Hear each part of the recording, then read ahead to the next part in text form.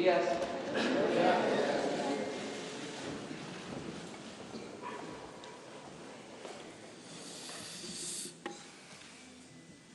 Bueno, pues vamos a informar el día de hoy sobre la estrategia que se está aplicando para ayudar en la búsqueda de desaparecidos.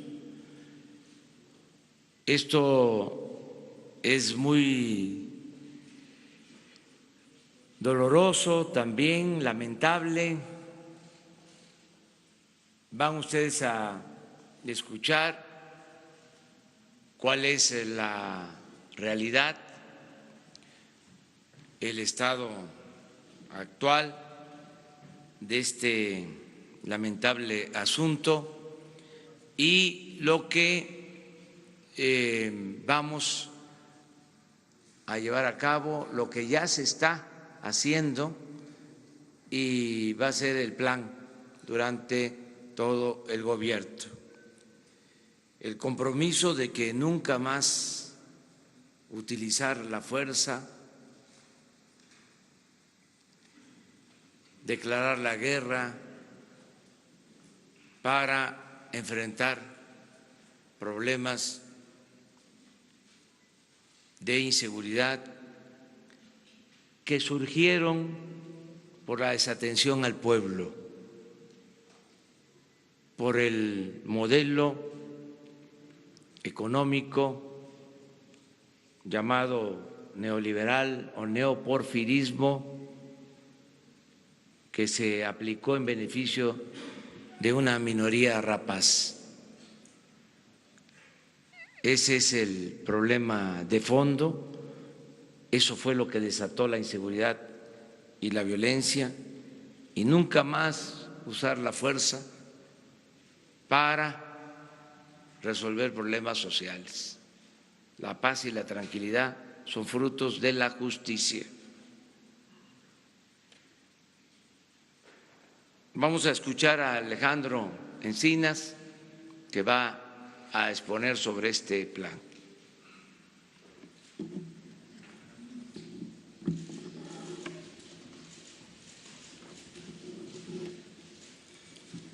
Con su autorización, señor presidente, muy buenos días tengan todas y todos ustedes.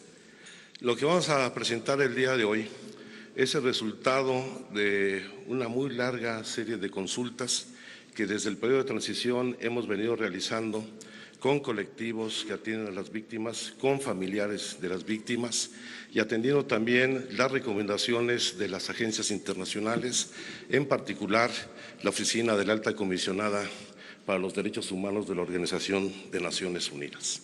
Por supuesto, este es un plan que tendrá que irse instrumentando para enfrentar uno de los problemas más lacerantes que vive nuestra sociedad, que es el de la desaparición forzada, ya sea por agentes del Estado o por particulares, del cual hemos heredado quizá uno de los signos más ominosos del régimen anterior. Se estima que actualmente existen 40,000 personas desaparecidas, más de 1,100 fosas clandestinas, alrededor de 26,000 cuerpos sin identificar en los servicios forenses, y eso da cuenta de la magnitud de la crisis humanitaria y de violación a los derechos humanos que estamos enfrentando y que debemos superar en nuestro país. Ha habido avances, sin lugar a dudas, en la elaboración de leyes, pero lamentablemente en su implementación no solamente no se ha cumplido con los objetivos que se han planteado en ellas, sino que se ha caído en una profunda simulación. Y por eso el acuerdo al que hemos alcanzado con muchas organizaciones, a las cuales seguiremos consultando, al igual que a las familias de las víctimas, es avanzar en la implementación real de la Ley General en materia de desaparición forzada de personas, desaparición cometida por particulares y crear el Sistema Nacional de Búsqueda.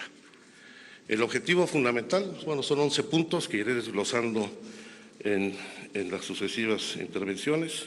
El objetivo fundamental de este plan de implementación de la ley es diseñar con la participación de las familias de las víctimas, y lo quiero subrayar, con la participación de las familias de las víctimas, las bases generales, las políticas públicas y procedimientos en los órdenes de gobierno para la búsqueda, localización e identificación de personas desaparecidas y no localizadas, así como prevenir, como uno de los retos fundamentales, prevenir, investigar y sancionar a los responsables de estos delitos. La verdadera reparación del daño en estos casos es la aplicación de la justicia y el castigo a los responsables. Como ustedes saben, el Sistema Nacional de Búsqueda está integrado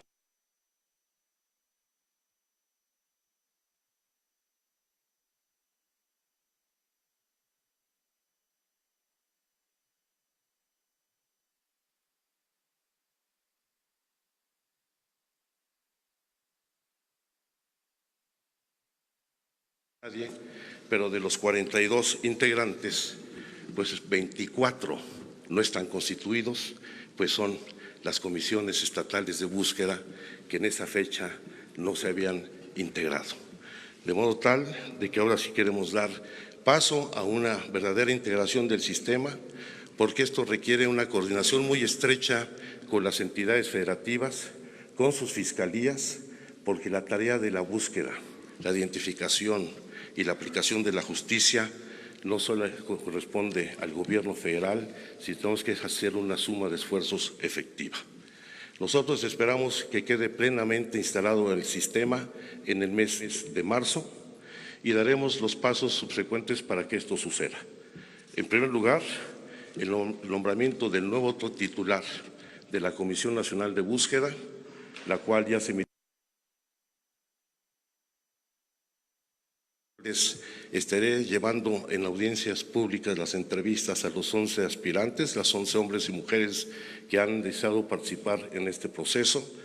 Y el viernes de esta semana tendremos ya definida la persona que encabezará esta Comisión Nacional de Búsqueda, que tendrá como su responsabilidad fundamental el establecimiento de un programa nacional consensado con las víctimas, la participación en el diseño e implementación del Programa Nacional de Exhumaciones e Identificación Forense y las acciones de búsqueda, verdad y justicia para las víctimas. Un reto fundamental va a ser la necesaria conformación de las comisiones locales. A la fecha tenemos solamente 8 comisiones integradas, una de estas ya en esta administración. Tenemos otras 4 donde ya existe el decreto de la legislación que permite su conformación, pero no se ha nombrado el responsable. Tenemos ya el compromiso del gobierno del estado de Veracruz para que en los próximos días esto suceda y aumentar a 9 las entidades donde se ha conformado, pero lamentablemente en 20 entidades, a más de un año de haberse publicado la ley general, no han tomado ni medidas legislativas ni la integración correspondiente de las comisiones estatales, con lo cual urge y hacemos un llamado respetuoso a los estados de la República para que a la brevedad posible cumplan con esta disposición de ley.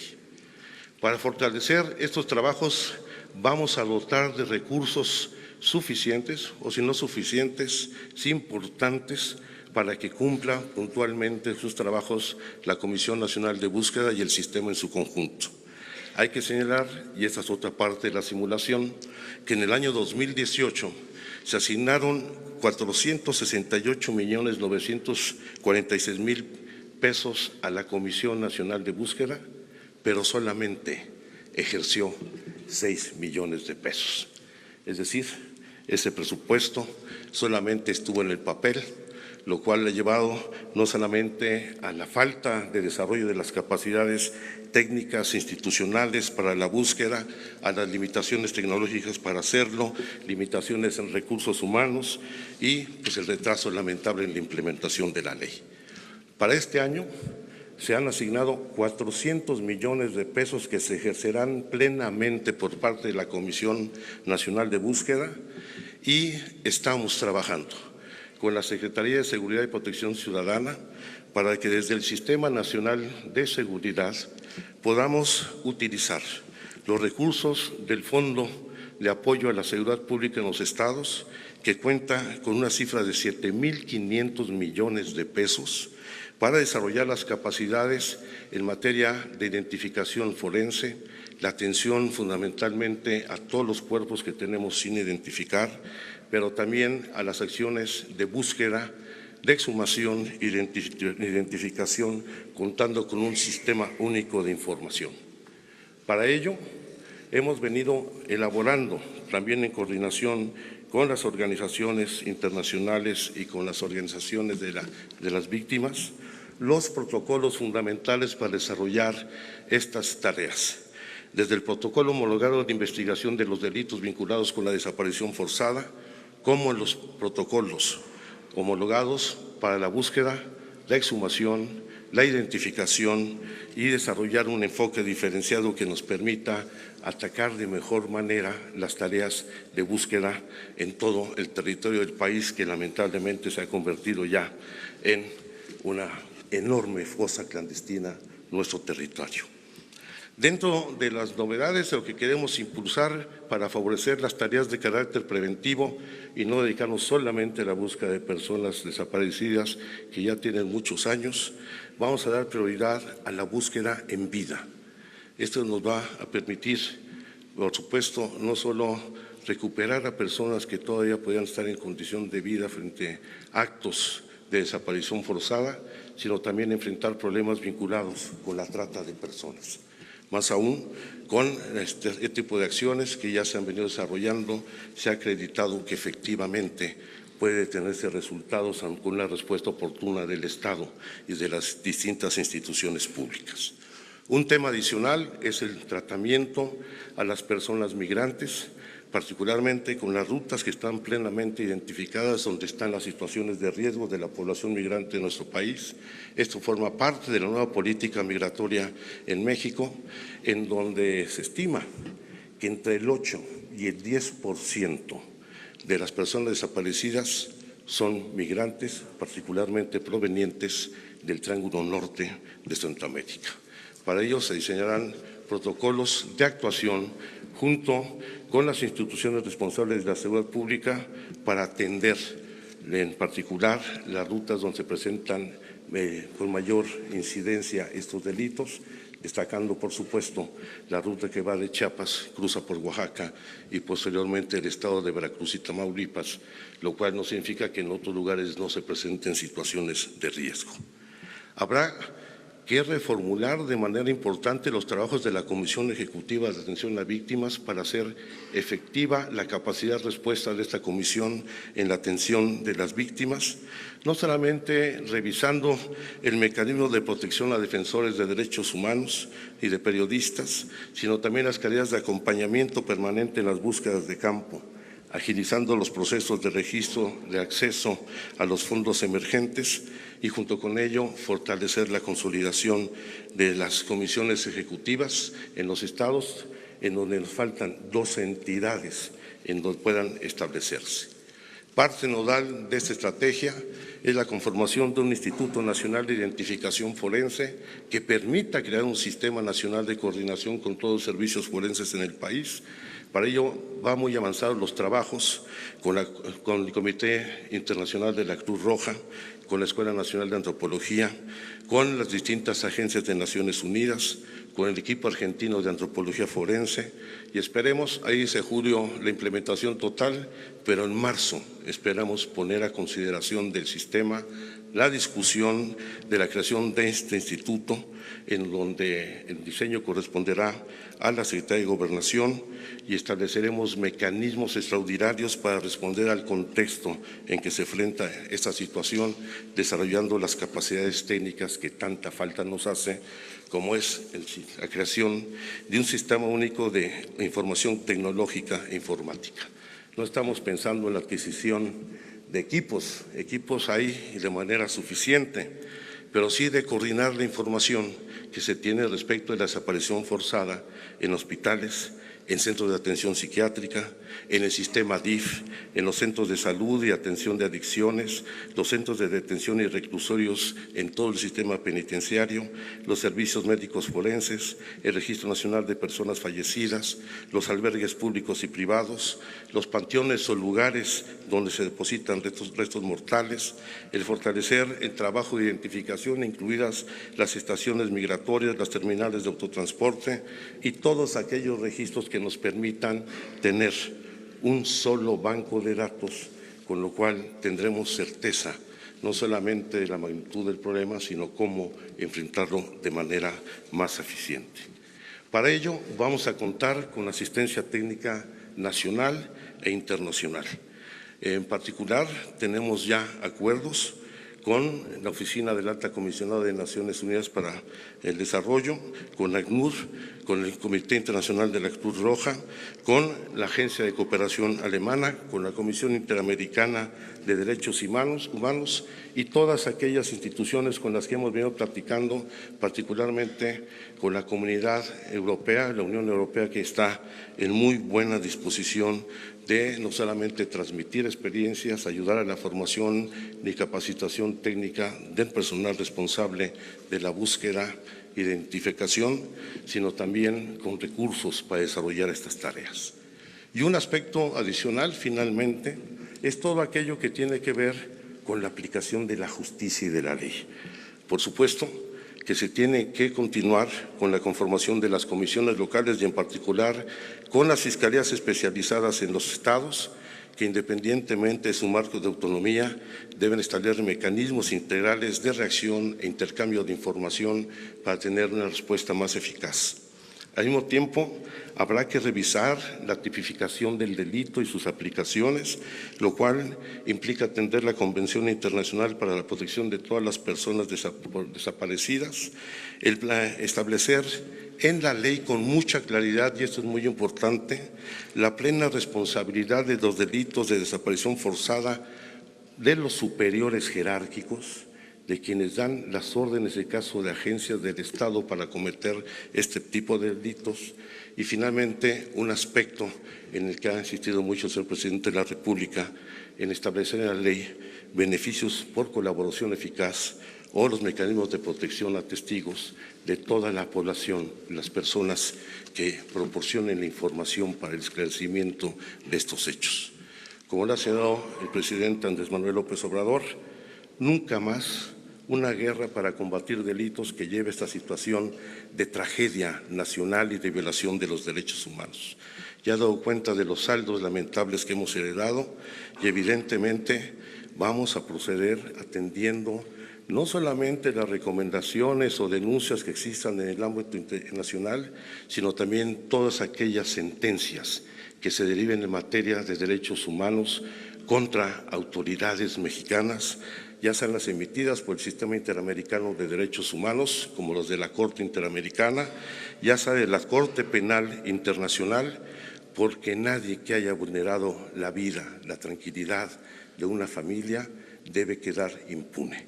Y sea quien sea el responsable, va a ser castigado por la comisión de estos delitos. Es cuanto, señor presidente. Bueno, pues ese es el tema. Desde luego nos acompaña la secretaria de Gobernación. El informe lo ha presentado Alejandro Encina, subsecretario de Gobernación. Les comenté en un principio que la Secretaría de Gobernación tiene ya una función muy distinta a lo que era la antigua Secretaría de Gobernación. Ahora son las relaciones políticas con los poderes y, de manera especial, la protección y defensa de los derechos humanos. Si les parece, antes de tratar otros temas, ¿por qué no abrimos la sesión de preguntas y respuestas con este tema lo cerramos y tratamos lo general para que todo lo que tenga que ver con este plan pueda ser aclarado por Alejandro y luego ya entramos a lo que es información general. Entonces, a comparecer. Adelante. Señor subsecretario, Nadia Sanders de México.com, preguntarle, este subejercicio que reporta de la Comisión Nacional de Búsqueda, el ejercicio anterior, pues se debe en parte al poco margen de tiempo, me imagino, que ejercieron. Mi pregunta es, ¿estos 400 millones de pesos que están asignados este año serán suficientes para la creación del INAID? ¿Y cuáles serían las principales complejidades técnicas, dado que también hay 20,000 cuerpos, si mal no recuerdo, o miles de cuerpos sin reclamar, más que nada sin reclamar? ¿Qué pasa con eso? ¿Cómo se explican esos cuerpos que no han sido identificados, pero que no coinciden con las personas desaparecidas? Bueno, yo creo en primer lugar que no se trató de un subejercicio, sino que nunca se liberaron los recursos para el desarrollo de la comisión.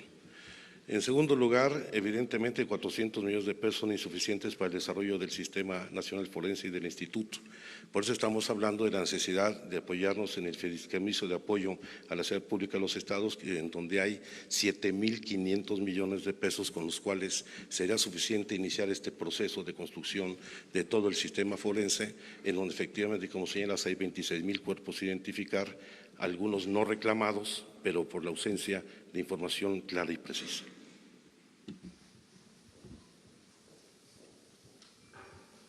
Hola, Alberto Rodríguez, de SDP Noticias. Acaba de decir que es caiga quien caiga. ¿Esto va a implicar también secretario del Estado, gobernadores, mandatarios de administraciones pasadas y líderes de bandas de narcotráfico? Sí.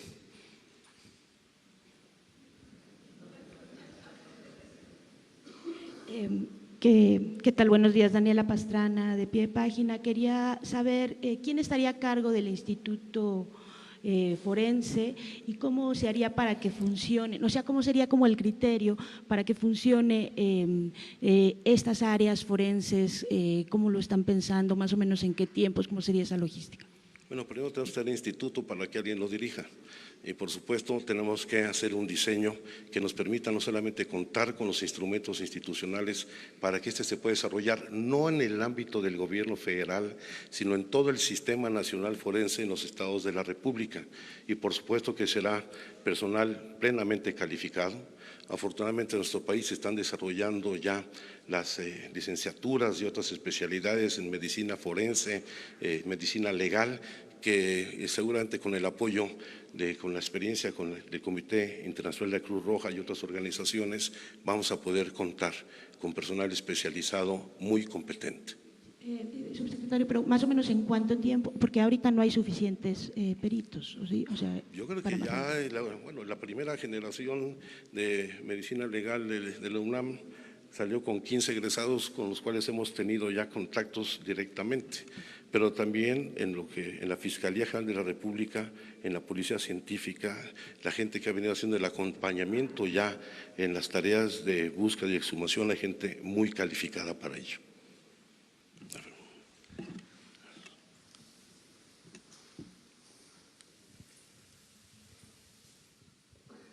Buenos días, Marcela Turati, colaboradora de la revista Proceso y Quinto Elemento Lab. Vi en una de sus láminas que decía que van a reconocer la competencia del Comité Especializado de la ONU para Desapariciones. ¿Es cierto? O sea, las familias van a poder meter sus casos individuales.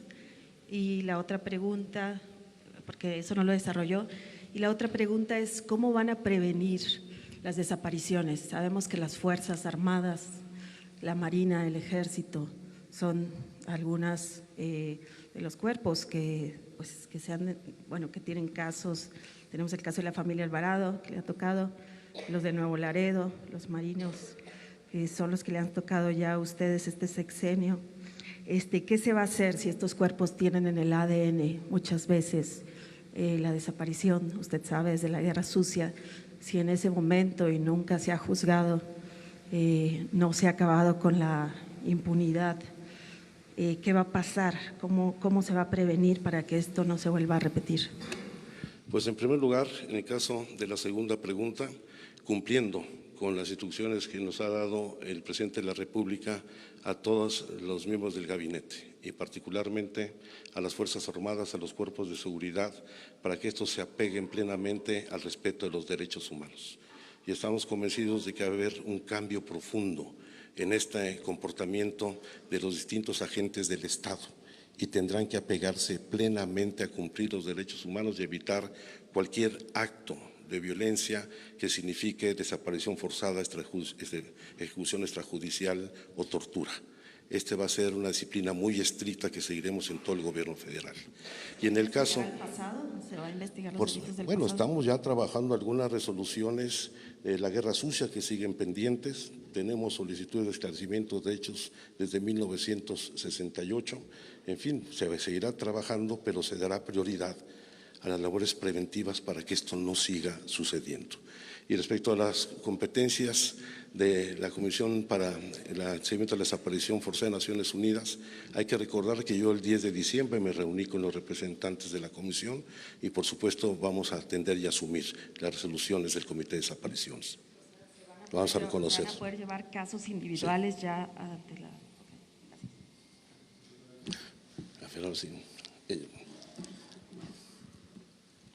Buenos días, subsecretario. Rocío Méndez, Noticias MBS. ¿Qué diagnóstico recibió la Secretaría de Gobernación, en sí el Gobierno de México? Porque tenemos entendido que hay un montón de causas que explican la desaparición de personas, la ausencia de personas en México. Ya ha sido más explícito, como lo hizo con nuestra compañera de proceso en el caso concreto de desaparición forzada, pero se entiende que en el perfilado de las personas que hoy no están con sus hogares o con sus familias, hay muchas menores de edad que aparentemente sí hay un comercio detrás, un interés específico más allá del interés político de desaparecer personas. Si usted pudiera aclararnos quiénes son las principales víctimas de la desaparición a partir de los datos que ha obtenido. Y también en ese tenor, la desaparición forzada, ¿cómo se piensa vigilar, impedir? Porque tenemos entendido que no nada más es una orden jerárquica ante ejercicios de poder, sino también hay mucha complicidad y eso lo explica perfectamente la desaparición de migrantes. ¿Cómo impedir que la complicidad no nada más se dé desde arriba, sino abajo con con la intervención de la compra de complicidades? Gracias, subsecretario. Haciéndome cargo de las limitaciones que tienen los datos estadísticos y las cifras que hemos recibido, evidentemente la mayor parte de las personas desaparecidas son jóvenes entre los 17 y los 29 años de edad, particularmente jóvenes de escasos recursos.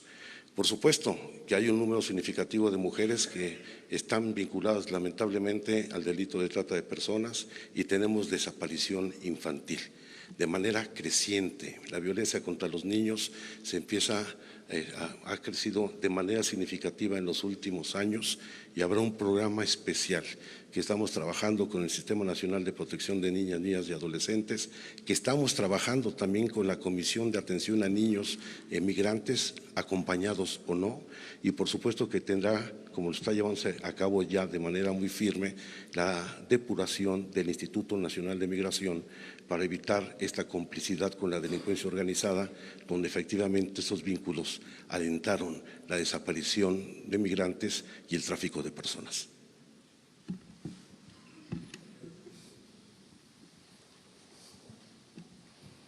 Buenos días, subsecretario. Agustín Velasco de Uno TV.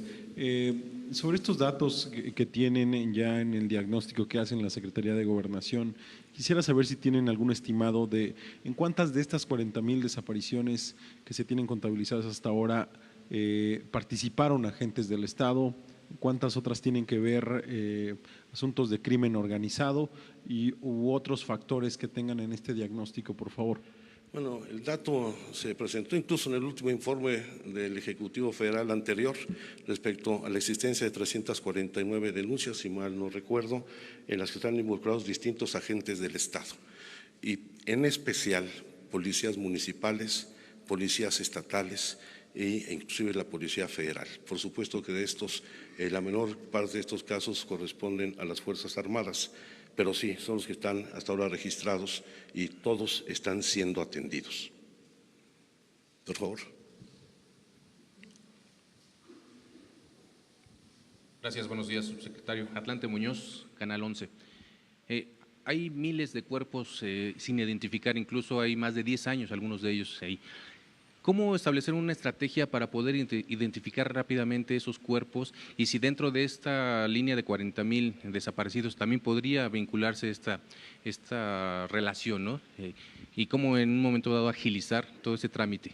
¿Cuáles serían los estados también en donde se presentan más el número de cuerpos sin identificar? Gracias. Bien, por supuesto que el proceso de identificación requiere contar con elementos en las bases de datos referentes que nos permitan identificar el cuerpo en que se encuentre. Lamentablemente no existen las capacidades institucionales para contar con información fidedigna. Pongo un ejemplo. El último ejercicio que hizo el gobierno anterior fue intentar identificar a muchas de las personas que se encuentran en los servicios forenses cruzando la base de datos del Instituto Nacional Electoral, lo cual no es una tarea sencilla, simple y sencillamente porque la huella dactilar que toma el Instituto Nacional Electoral no coincide necesariamente con una huella en frío, que es el término técnico que utilizan los médicos forenses. Al mismo tiempo de que hay distintas modalidades de tomar la huella, ya sea en firma o rodada, etcétera, lo cual genera una enorme complejidad. De esos 4,500 cruces donde supuestamente se habían identificado a las personas, solamente pudieron corroborarse alrededor de 350. Y de esos 350, los propios familiares han cuestionado la identificación. No es un asunto sencillo. Los sistemas más desarrollados pueden ayudar contando con toda la información entre 15 días y un mes para desarrollar una identificación eficiente, aunque el promedio internacional puede llevarse entre 1 y 3 meses, lo cual pues va a implicar una carga de trabajo enorme y por eso hay que ir a enfrentar el problema de raíz para que se pueda revertir esto. No de inmediato, hay que ser objetivos y no generar una falsa expectativa, sino en la medida que se desarrollan las capacidades institucionales, evaluaremos nuestra capacidad de respuesta. Bueno, es que son muy disímbulos. En la mayor parte hay un estándar y se concentran fundamentalmente en las grandes ciudades. El caso de Tijuana, de Guadalajara, en los casos de las ciudades veracruzanas, en las grandes ciudades es donde se concentra fundamentalmente este problema. Sí. Ella. Y luego… Bueno. Gracias, subsecretario. Estefanía Ochoa, de ADN 40. Yo quisiera saber, ante estas dificultades del procesamiento de la información, ¿cuánto dinero se espera destinar a la compra de tecnologías para poder mejorar estos datos y el banco que se espera tener de datos a nivel nacional? Y en su caso, ¿se recurriría a los servicios de organizaciones internacionales o será su papel de observador únicamente? Gracias. No, por supuesto que hemos solicitado y contaremos con el apoyo de organismos internacionales en esta tarea. El monto de la inversión va a ser muy disímbolo, porque hay entidades que efectivamente han desarrollado bien sus capacidades en el sistema forense, particularmente estados como Coahuila, Nuevo León, la Ciudad de México en particular. Hay otros que van a tener que hacer sus propias inversiones, toda vez que son recursos que se canalizarán en los estados de la República. En lo que corresponde al gobierno federal, por supuesto que nosotros fortaleceremos la construcción de este Instituto Nacional Forense y la Fiscalía General de la República deberá de fortalecer la policía científica y todo lo que son los bancos de ADN e identificación de cuerpos. Allá atrás. Buenos días, subsecretario. César Huerta, de la revista Polemón. En estos casos hemos visto, o bueno, en los gobiernos anteriores, que fueron las familias quienes localizaron en muchos de los casos los cuerpos y hicieron búsquedas. ¿Ustedes tienen contempladas a las familias para ayudarlas a buscar a los desaparecidos, para que, por ejemplo, las rastreadoras tengan seguridad y tengan el apoyo del gobierno de México para poder hacer estas búsquedas? Por supuesto que vamos a apoyar a las familias. Hay que asumir que ellas han desarrollado un trabajo de búsqueda muy importante, pero quiero señalar lo siguiente: el Estado asumirá su responsabilidad. Y si bien acompañaremos a las familias en su búsqueda, esta es una responsabilidad que tiene que asumir el Estado mexicano. Y por supuesto, estableceremos los protocolos de acompañamiento a los familiares de las víctimas para actuar de manera común. Bueno, ustedes vieron la semana pasada, estuvimos en el estado de Guerrero con la Cuarta Caravana Nacional de Búsqueda, en donde hubo un acompañamiento, en donde participó la Secretaría de Gobernación, la Fiscalía General de la República, estuvo el Ministerio Público, estuvo los peritos forenses, estuvo la Secretaría de Salud. Eso lo queremos hacer, respetar el legítimo derecho de las familiares a buscar a sus hermanos, padres, esposas, etcétera, pero asumiendo esto como una responsabilidad del Estado. Allá atrás, que luego no les toca hasta atrás. ¿Qué tal? Buenos días, Ignacio de Alba. La pregunta sería, ¿qué van a hacer con el caso de los 1.500 cuerpos que fueron incinerados en Jalisco por el Instituto Jalisciense? Gracias. Identificar a los responsables, porque la ley establece con toda claridad que no puede ser incinerado ningún cadáver que no haya sido plenamente identificado. Eso le corresponde al gobierno del Estado, por cierto. Por favor.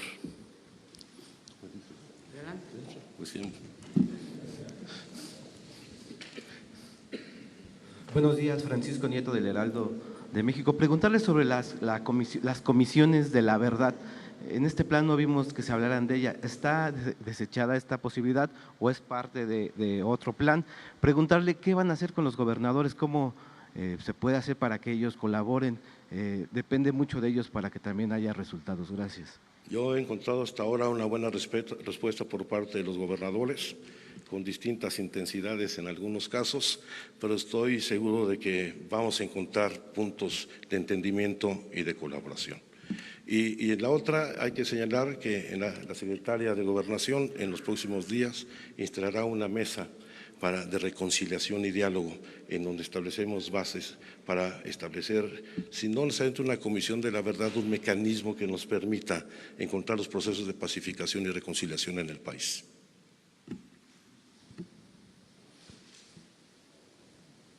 Buenos días, señor subsecretario. Urbana Barrera, del diario Ovaciones. Usted dice que México es una enorme fosa clandestina. Así es. Y que hay 1.100 fosas clandestinas exploradas. Registradas. Pero registradas. Sin explorar. Bueno, sin explorar. Sí. Por los reportes que tienen de las familias de posibles víctimas, ¿cuántas fosas calculan ustedes que están sin explorar y que no pueden llegar a ellas por problemas técnicos o de dinero? Bueno, el dato es un referente, viene básicamente de la Comisión Nacional de Derechos Humanos, pero evidentemente el número de fosas puede ser mucho mayor. Hay que poner el ejemplo de la semana pasada en Guerrero, donde no teniendo registradas fosas clandestinas ahí, se encontraron 3, con un cadáver cada una. Y esto pues lamentablemente se va a replicar en otras entidades de la República. No quisiera especular, simple y sencillamente señalar el fenómeno y el problema que estamos enfrentando. Mi compañera. Buenos días, soy Frida Guerrera. Me agrada y qué bueno que lo estén viendo el tema de los desaparecidos, pero en algún momento se ha contemplado presentar un plan igual para el tema del feminicidio. Finalmente las desapariciones de mujeres, de niñas, son la antesala del feminicidio. Sí. Se va a dar a conocer, por lo pronto se están trabajando en el seguimiento de este fenómeno, tanto del homicidio para mujeres como los crímenes de odio, y por supuesto que se presentará el programa que ya se está elaborando en la Secretaría de Gobernación probablemente la próxima semana. Sí, la próxima semana. Para esto va a haber reunión, bueno, sabemos que se han reunido con ciertos grupos, con ciertos colectivos, pero el resto de las familias que no están siendo acompañadas por colectivos o por activistas, también van a ser recibidas. ¿De qué forma las van a recibir? Por supuesto que sí, va a haber mecanismos de audiencia y de consulta, y quiero decirlo, aprovecho la oportunidad para decirlo con toda claridad. Nosotros no asumimos que hay víctimas de primera y de segunda, o que hay colectivos de primera o de segunda. Vamos a atender a todas en las mismas condiciones de igualdad. Pues ahora sí que es la última y nos vamos porque… Buenos días, secretario Eduardo García de Infocel y Sentido Común. Una pregunta fácil. ¿Cuáles son las principales causas que ustedes han encontrado de estas desapariciones? ¿Tienen algunos porcentajes? ¿Crimen organizado, violencia del Estado, en fin?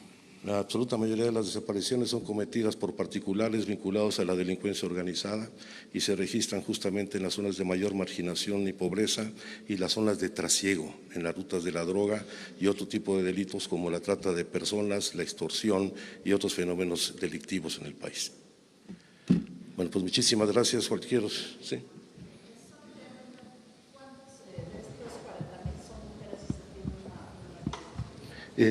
No lo recuerdo con precisión, la absoluta mayoría son hombres, pero les voy a dar el dato en particular. Muchas gracias, presidente.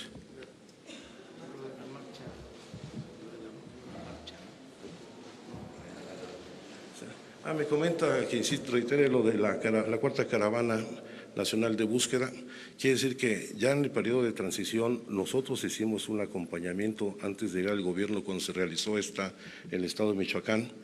Hoy, bueno, lo hemos hecho la semana pasada con el apoyo de diversas instituciones. Creo que es una de las mecánicas más representativas de lo que se puede hacer. Un involucramiento de la autoridad acompañando a los familiares de las víctimas y ya estaremos próximamente. Estaré en el estado de San Luis Potosí en otra labor de búsqueda con familiares y iremos ahí comentando cómo se van desarrollando este tipo de actividades.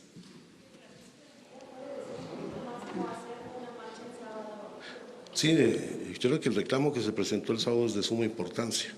La búsqueda en vida implica tener la capacidad de reacción inmediata de la autoridad y no solamente emitir una alerta Amber o desaparición, sino y no solamente se requieren reformas de carácter legal para no estar imbuidos en este circuito del tiempo que tiene que pasar para declarar que una persona está desaparecida o no localizada.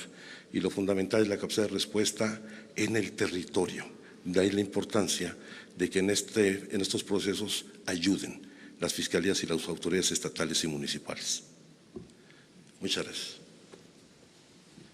Muy bien, pues ahora abrimos la sesión de preguntas y respuestas en lo general, si les parece, ya con poco tiempo, porque este tema que se acaba de abordar es muy importante y queremos que se difunda lo que se está llevando a cabo, lo que se está haciendo.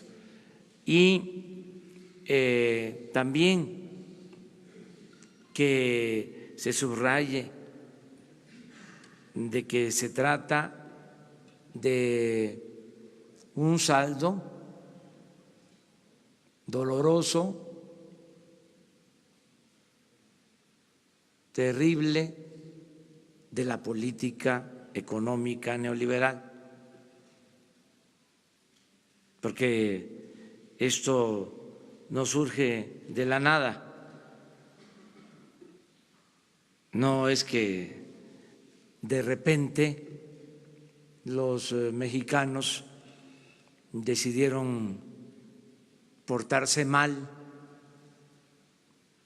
o como algunos llegaron a plantear de que éramos malos los mexicanos por naturaleza, que nos gustaba la violencia, llegaron a poner ejemplos absurdos sobre prácticas que supuestamente se llevaban a cabo en la época prehispánica, cuando nuestro pueblo es pacífico, no es violento. Esto es producto de la política de saqueo, del abandono a la gente. Nunca se había hondado tanto la desigualdad en México como en el periodo neoliberal, al grado de que hay más desigualdad ahora que cuando Morelos proclamó que se aboliera, que se moderara la indigencia y la opulencia. Y se puede probar, es el periodo de más desigualdad que ha habido en la historia de México. Y el periodo de más corrupción en la historia de México, de más saqueo, ni siquiera comparado con lo que fue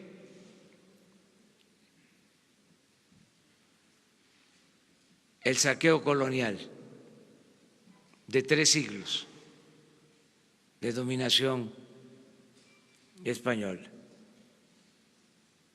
Lo que se llevó a cabo en los últimos 36 años. Por eso, estos resultados. A veces se quieren omitir las causas, pero hay que puntualizar, hay que subrayar. Esta es la consecuencia de una política fracasada, inhumana, corrupta, que ya no puede volver a imponerse en nuestro país.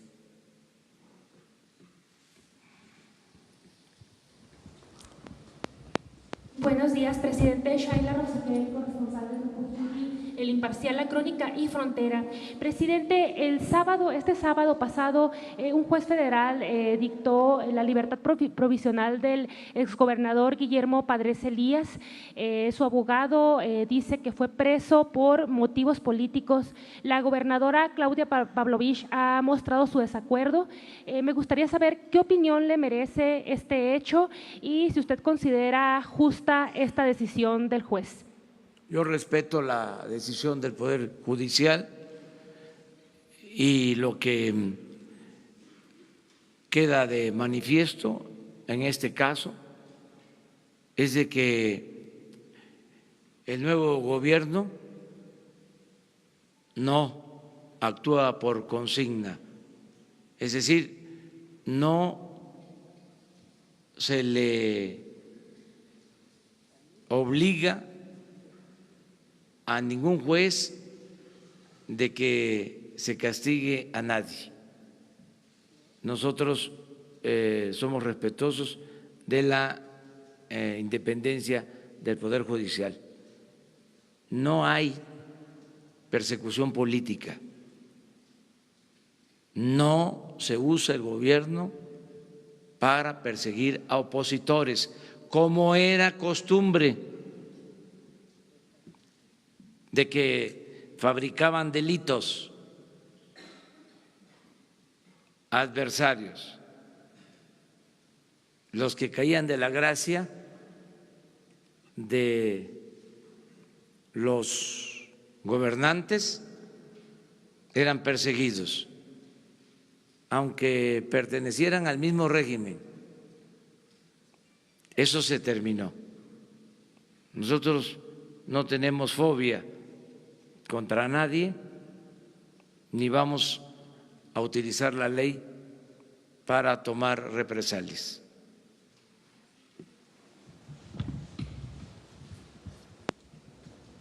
Gracias, señor presidente. Esteban Durán, de Vanguardia de Veracruz. Mencionó que ya hay detenidos y que nos iban a dar los nombres sobre quienes están participando en el robo de Pemex. Hasta el momento no ha habido alguna respuesta. Otra pregunta es de que hubo recortes para actividades científicas y tecnológicas y que eso está muy lamentable y que personal altamente calificado será despedido, que no será recontratado. ¿Qué opinión tiene al respecto? Bueno, sí hay detenidos y hay investigaciones, pero eso corresponde a la Fiscalía General. Nosotros no nos metemos en eso, se presentan las denuncias, es nuestra responsabilidad y es la Fiscalía la que se hace cargo de llevar estos juicios. Acerca del despido de profesionales, no existe ese propósito. Estamos ya terminando de limpiar el gobierno de quienes no eran necesarios porque su labor no ayudaba a la gente, o sea, que no tenían una función social, sobre todo los altos funcionarios públicos. Había muchos funcionarios públicos contratados, eso sí, ya no son empleados, trabajadores del gobierno, se redujeron las áreas del gobierno, hay austeridad republicana, pero eso es lo que hay, básicamente.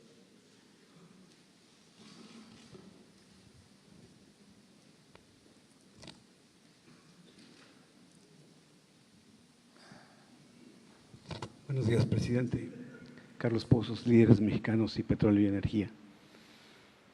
Presidente de México, en el marco de la promulgación de nuestra Constitución de 1917, atenta a la autonomía de división de los tres poderes que marca la misma en su artículo 49, la terna que usted envió al Senado a ocupar la vacante de ministro en la Suprema Corte de Justicia, al ser todas públicamente afines, exmilitantes a su partido político.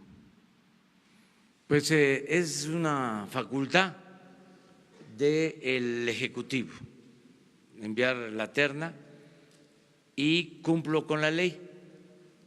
No existe en el supuesto de que fuesen militantes de mi partido, en el supuesto, como dicen los abogados, aceptando sin conceder, no hay un impedimento para que el miembro de un partido político pueda ser postulado para ocupar un cargo. No existe. Propuse 3 mujeres que tienen mérito propio, las 3. Celia Maya lleva años siendo magistrada del Tribunal Superior de Justicia en Querétaro, trabajando en el Poder Judicial del Estado de Querétaro.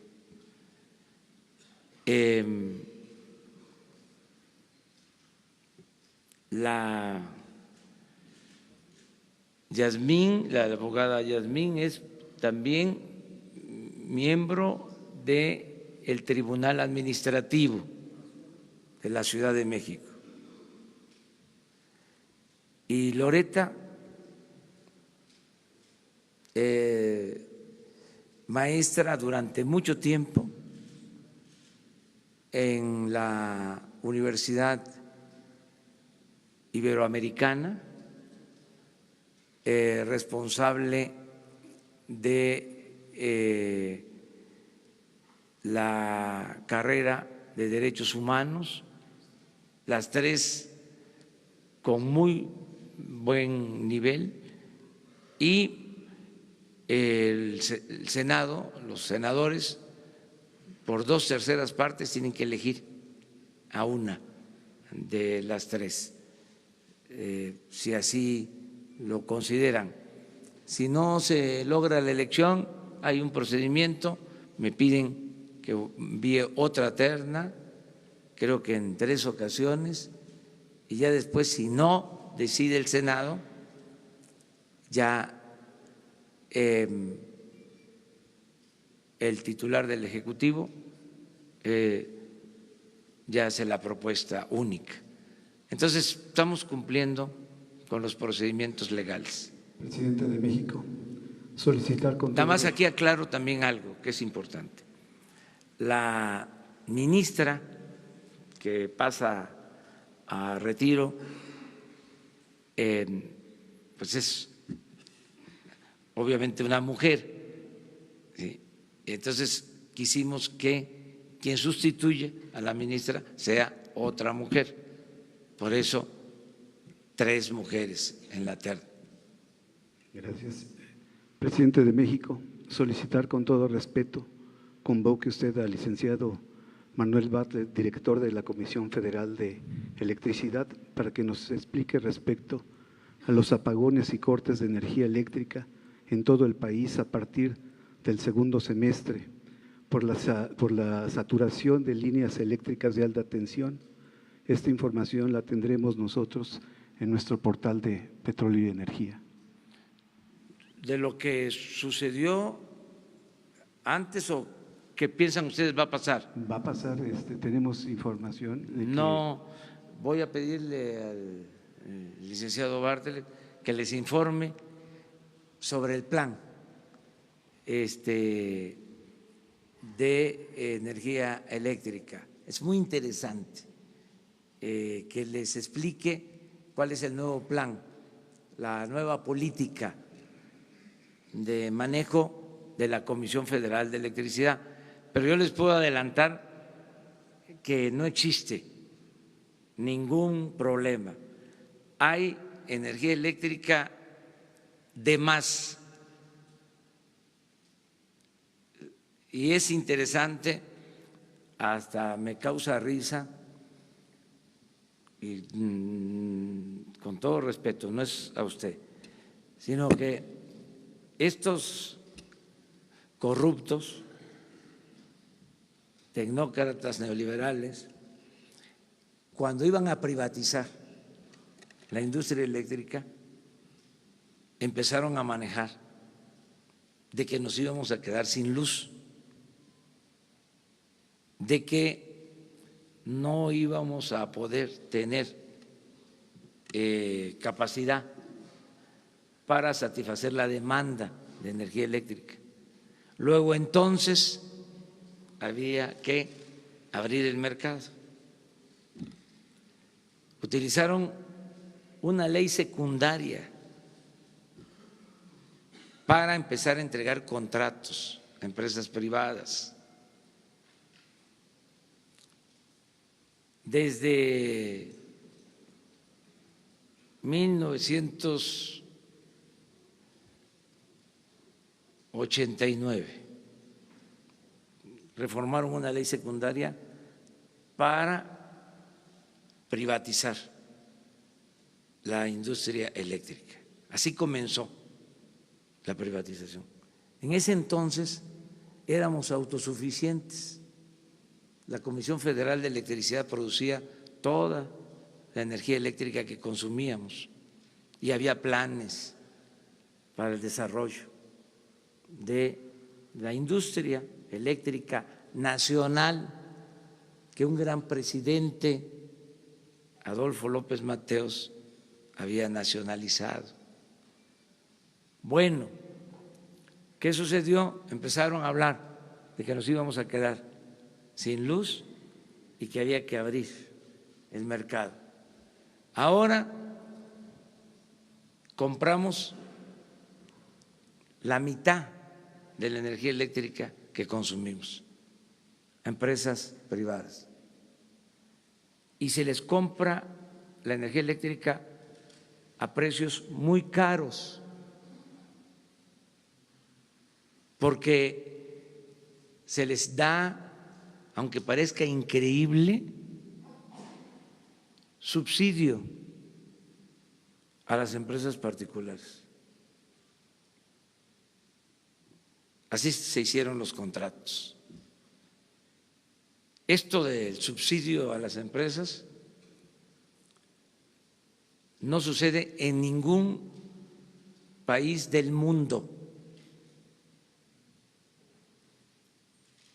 Entonces, ahora hay una nueva política porque queremos fortalecer la Comisión Federal de Electricidad, que como Pemex se dejó en el abandono para hacer estas empresas a un lado y dejar todo el mercado al sector privado, con costos elevadísimos. No olvidemos que es más cara la gasolina en México que en Estados Unidos. No olvidemos que es más cara la energía eléctrica en México que en Estados Unidos. Entonces ahora, como ya empezó la nueva política, escucho esto. Por eso va a estar muy interesante que venga con ustedes, ante ustedes, el director de la Comisión Federal de Electricidad para que les explique en qué consiste la nueva política. Fíjense hasta dónde se llegó, porque todo esto tiene que ver con corrupción. Se llegó a que una empresa de estas que le vende energía eléctrica a la Comisión Federal de Electricidad contrató a un expresidente como miembro de su consejo de administración, un presidente de la República que pasa a ser, cuando termina, consejero de una empresa extranjera que le vende energía eléctrica a la Comisión Federal de Electricidad. Es que ya ustedes pues quieren todo. ¿Y qué van a investigar? Yo nada más les digo de que yo voy a terminar y no voy a ser consejero de ninguna empresa extranjera. Esa es la pregunta. Pero es muy interesante el tema, muy interesante, porque no solo fue a este expresidente, quienes estaban en la Secretaría de Energía terminaban y se iban a trabajar a las empresas que les habían entregado contratos o subsidio, contratos con subsidio. ¿Cómo se le llama esto? Conflicto de intereses, coyotaje, corrupción. En una semana, ¿les parece? Sí, el plan para fortalecer la Comisión Federal de Electricidad. Buenos días, Sharon Smog de la Agencia Informativa de Educación de México, Televisión Educativa.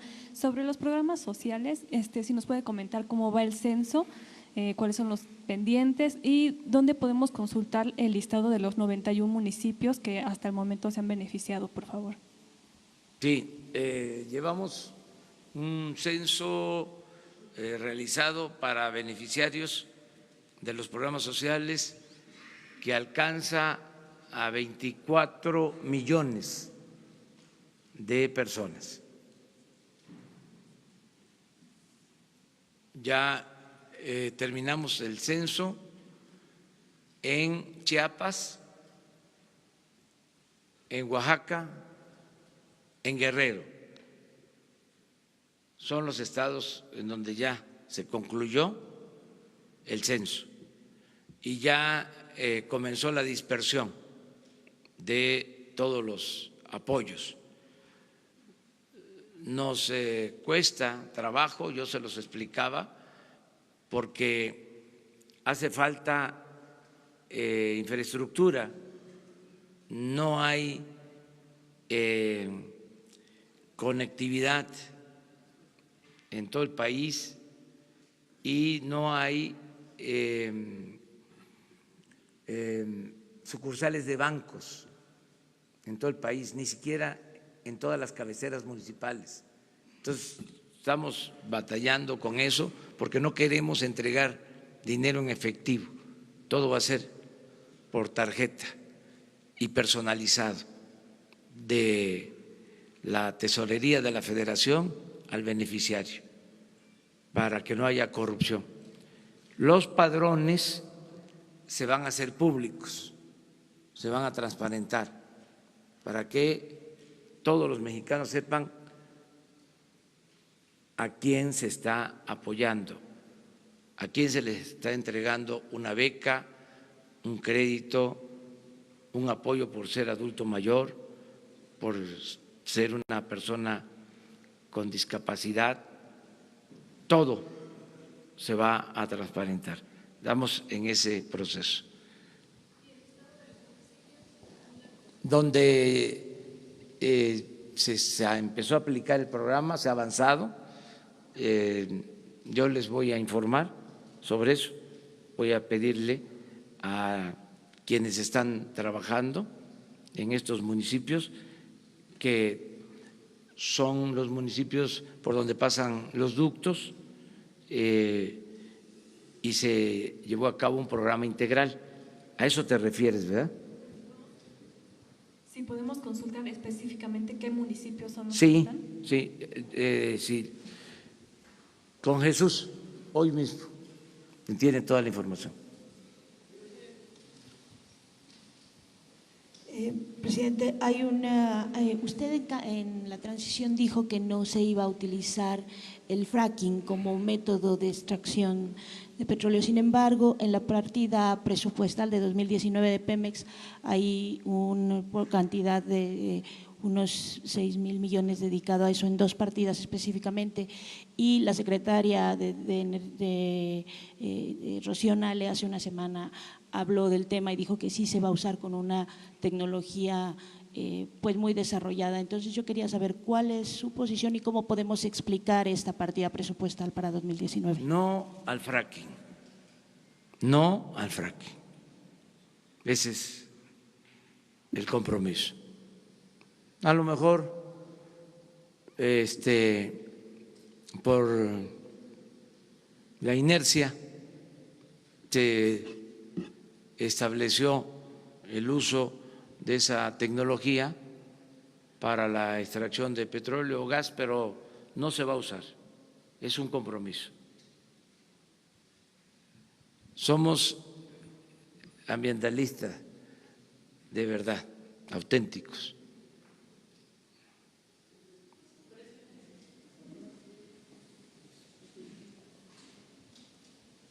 Buenos días, presidente. Mariana León, del periódico El Financiero. Preguntarle sobre este mecanismo que anuncian hoy por parte de la Secretaría de Gobernación. ¿Qué mensaje le da a las miles de familias que tienen todavía a uno de sus seres queridos desaparecidos, comparado, contrastado con la capacidad que dejaron los antiguos gobiernos para encontrar estos cuerpos, a estos familiares? ¿Qué capacidad real podrían tener? ¿Y qué mensaje le da a las familias que están esperanzadas y tienen la expectativa de que haya resultados pronto, al menos al final de su administración? Y también preguntarle, en días pasados, el jueves había dicho sobre este caso de la empresa Modelo, que ustedes habían tenido una intervención para que no se hiciera el regreso del ISR cuando este caso ya estaba en la Suprema Corte de Justicia. Fue una cita que usted dio en uno de los eventos que tuvo y preguntarle sobre cuál fue exactamente esta intervención que usted habría tenido en la Suprema Corte de Justicia. Gracias. Bueno, a las víctimas, familiares de víctimas, pues siempre nuestro pesar por su sufrimiento y nuestro compromiso de hacer todo lo que esté a nuestro alcance, todo. Dije una vez y a algunos no les pareció, pero lo repito ahora, todo lo que humanamente sea posible para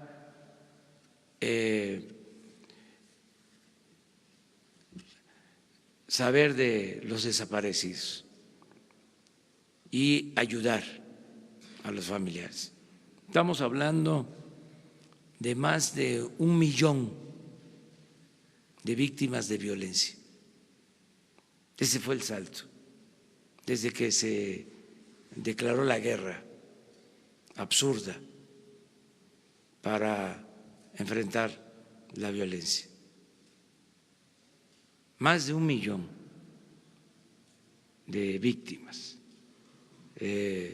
familiares y los que perdieron la vida. Entonces, vamos a hacer todo lo que esté de nuestra parte, todo lo que humanamente sea posible, no van a faltar recursos y lo más importante de todo, además de la voluntad que tenemos, a cargo de este asunto tan lamentable está uno de los mejores servidores públicos que tiene la nación, Alejandro Encinas. Eso es lo que podemos dar en garantía. Acerca de cómo se evitó de que en la Corte se fallara para que se les devolvieran los impuestos a los exdueños de la empresa Modelo, pues sí, intervenimos. El consejero jurídico de Presidencia, de manera muy respetuosa, con la directora del SAT, que es una espléndida abogada, una muy buena abogada, además de ser una muy buena profesional, es una mujer honesta, Margarita Ríos.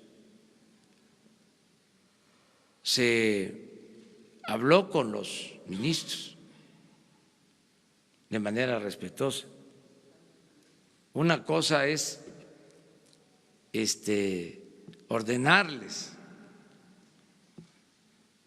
otra cosa es presentar, como lo puede hacer cualquier persona, cualquier interesado, argumentos, que se escuche a las partes antes de que se emita una resolución. Ya existía un proyecto, un ministro había elaborado el proyecto para que se pagara, para que se devolviera el impuesto sobre la renta. Ya estaba el proyecto y otros ministros votaron en contra. Ahora se dice, es que era un caso, sí, pero dejaba el presidente. Y ya con una resolución así se venían en cascadas otros asuntos. Pero esto también no es un caso aislado, era una práctica que ojalá y se erradique. No todos, desde luego, no quiero generalizar. Bueno, en este caso, la empresa Modelo emitió un boletín diciendo que ellos no habían dejado de cumplir con sus responsabilidades fiscales y dijeron la verdad. Estamos hablando de una empresa responsable. O sea, no quiero generalizar, pero había la mala costumbre de que los llamados grandes contribuyentes no pagaban impuestos, o cuando los pagaban se les devolvía. Eso ya no puede seguir sucediendo. No es posible que todos los ciudadanos paguemos impuestos. La gente más humilde paga impuesto, porque cuando compra una mercancía ahí va incluido un impuesto, ahí va el IVA. El trabajador paga impuesto, ustedes pagan impuestos, los médicos, los abogados pagan impuestos, los que tienen un despacho pagan impuestos, los empresarios pagan impuestos, comerciantes pagan impuestos, todos, impuestos sobre la renta. ¿Cómo es posible que los que tienen más ingresos no paguen o que se les devuelva? Yo recuerdo casos en donde devolvían impuestos sin llegar siquiera a una resolución de la Corte, porque en este caso fue la última instancia. Conozco asuntos de abogados muy famosos, muy influyentes, de otros tiempos, que ahora no están tan contentos con nosotros, de que negociaban y obtenían para sus clientes devolución de impuestos de 10, 12 mil millones de pesos. ¿Y saben qué pasaba entonces? Se le descontaba de las participaciones a los gobiernos estatales lo que el gobierno federal devolvía de impuestos a los influyentes, a los machuchones, con sus abogados, traficantes de influencia, porque ni siquiera son buenos abogados, tienen agarraderas, tenían a su servicio a funcionarios de la Procuraduría y mucha influencia en el Poder Judicial. Todo eso se acabó y el juez, magistrado, ministro que proteja